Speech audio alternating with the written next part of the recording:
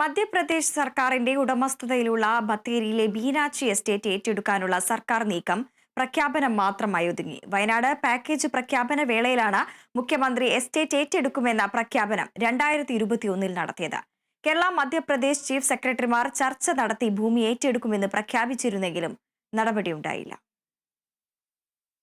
2021 വയനാട്ടിലെത്തിയപ്പോഴാണ് മുഖ്യമന്ത്രി മധ്യപ്രദേശ് സർക്കാരിന്റെ അധീനതയിലുള്ള ബീനാച്ചി എസ്റ്റേറ്റ് ഏറ്റെടുക്കുന്ന നടപടികൾ ആരംഭിച്ചതായി അറിയിച്ചത്. ഇരു സംസ്ഥാനങ്ങളിലെയും ചീഫ് സെക്രട്ടറിമാർ സംസാരിച്ചതായും അറിയിച്ചിരുന്നു. എന്നാൽ തുടർന്ന് 5 വർഷം പിന്നിടുമ്പോഴും യാതൊരുവിധ നടപടികളും ആയിട്ടില്ലെന്നാണ് റവന്യൂ വകുപ്പിൽ നിന്ന് ലഭിക്കുന്ന വിവരം. ബീനാച്ചി എസ്റ്റേറ്റ് 532 ഏക്കറാണ്. ഇതിൽ പ്ലാന്റേഷൻ ടാക്സ് അടച്ചുവരുന്നത് 302 ഏക്കറിനാണ്.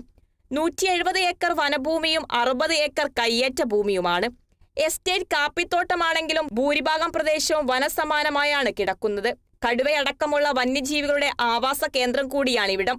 ബത്തേരിയുടെ വികസനത്തിൽ പ്രത്യേകിച്ച് സുൽത്താൻ ബത്തേരിയിൽ ഒരു arts and science college, tribal college, മറ്റ് വിനോദസഞ്ചാര മേഖല ഇതൊക്കെ വികസിപ്പിക്കുന്നതിന് ആവശ്യമായ വലിയൊരു സ്ഥലം ലഭിക്കുമെന്ന പ്രതീക്ഷയിലായിരുന്നു ബത്തേരിയിലെ പൊതുസമൂഹം നിന്നിരുന്നത്. പക്ഷേ അതിൻ്റെ ഒരു നടപടിയും ഇതുവരെ ഉണ്ടായില്ല എന്നുള്ളത് ഖേദകരമായ അവസ്ഥയാണ്. ഇപ്പോൾ വയനാട് ജില്ലയിൽ ഈ സർക്കാരിൻ്റെ 4ാം വാർഷികാഘോഷത്തിന് വേണ്ടി വരുന്ന മുഖ്യമന്ത്രിയോട് ഞങ്ങൾക്ക് പറയാനുള്ളത്, ഈ പ്രഖ്യാപനത്തിന് എന്തെങ്കിലും വില നൽകുന്നുണ്ടെങ്കിൽ അത് ഉടൻ നടപ്പിലാക്കണമെന്നുള്ള ശക്തമായ ആവശ്യമാണ് ബത്തേരിയിലെ പൊതുസമൂഹം, ബത്തേരിയിലെ ജനങ്ങൾ ആവശ്യപ്പെടുന്നത്. സ്ഥലം ഏറ്റെടുത്ത് safari park, medical college, government arts college അടക്കമുള്ള ആവശ്യങ്ങൾക്ക് ഉപയോഗിക്കണമെന്ന ആവശ്യമുയർന്നിരുന്നു.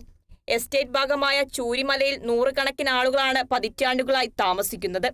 ഇവരുടെ ഭൂമിക്ക് ഇതുവരെ പട്ടയം ലഭിച്ചിട്ടില്ല. മധ്യപ്രദേശ് സർക്കാരിന്റെ ബീനാച്ചിയിലെ ഈ ഭൂമി കേരളം ഏറ്റെടുത്താൽ ചുരിമല പ്രദേശത്തെ ജനങ്ങളുടെ പട്ടയ പ്രശ്നത്തിലും പരിഹാരമായേക്കും. അതിനാൽ എത്രയും വേഗം ബീനാച്ചി എസ്റ്റേറ്റ് ഏറ്റെടുക്കാനുള്ള നടപടികൾ എടുക്കണമെന്ന ആവശ്യമാണ് ഉയരുന്നത്. Kerala vision news, Wayanad.